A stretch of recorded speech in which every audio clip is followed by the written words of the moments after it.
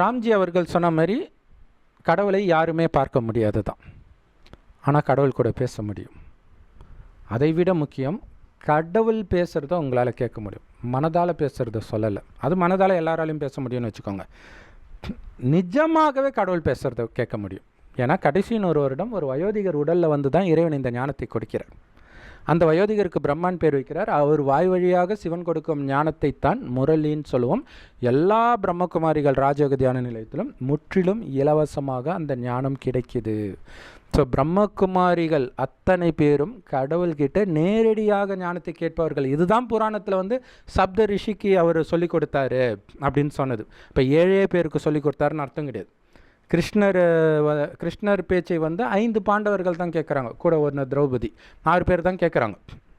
இப்போ 6 பேருக்கு தான் அவர் சொன்னார்னு அர்த்தம் கிடையாது. உலகத்தில் எல்லோருக்கும் சொல்கிறதுக்கு தான் அவர்